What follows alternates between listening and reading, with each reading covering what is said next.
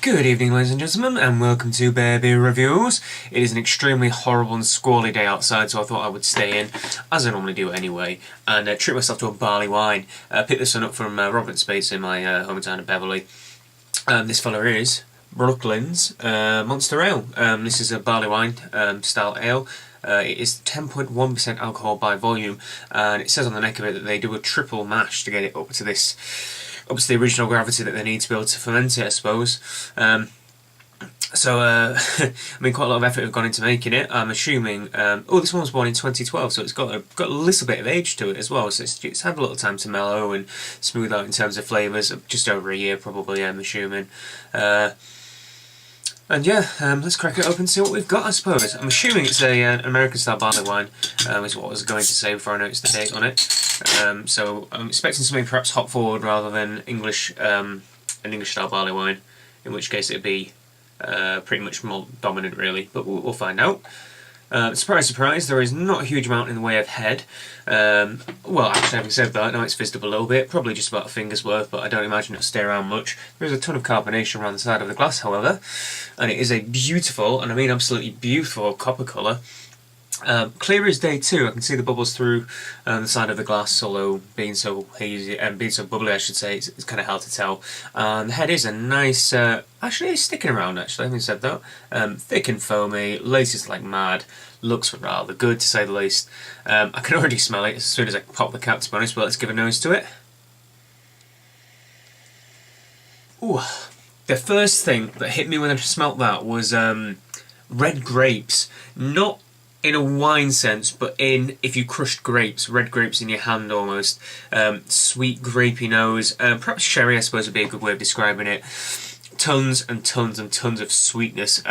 Lots of caramel and toffee coming through on the nose too. I would also say there's a bit of spice. Perhaps it's hop spice on the back of the nose too. And there is a nice little flush of alcohol. I can just about feel my nostrils warming up when I give it a smell. It does smell delightful. It smells like a barley wine. It smells like a big bombastic one of that. So cheers everyone, let's give it a try.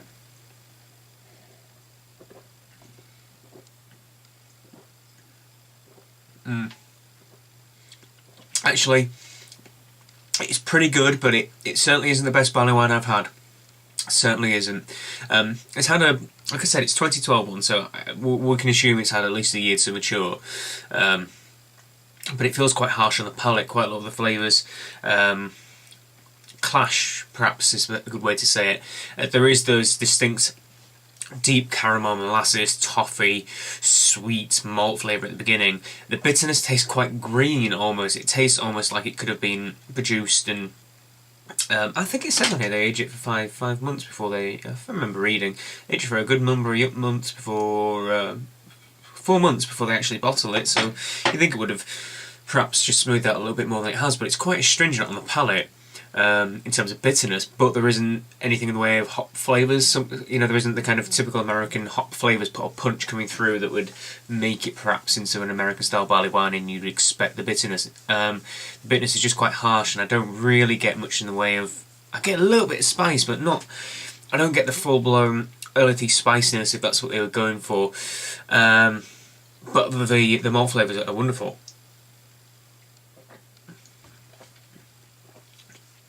The mouthfeel, to begin with, is quite chunky, and it, as it probably should be, is nice, a little bit heavy. But then the finish on it, is very watery. So I don't know whether it's the carbonation that gives a false sense of chunkiness in the mouth, and then the carbonation just lets it it fizzles away, and then it gets a bit watery at the back end of it. I like the overall flavours going on there. It's strange for me to say it's a little bitter, but I think it could have. It seems to be trying to straddle between an English and American style barley wine, and perhaps that's not an area that needs to be straddled, shall we say. Still, it's pretty good, it's pretty nice. I would probably have one again, so that on my scale puts it around probably, I'll probably give it a 7 out of 10.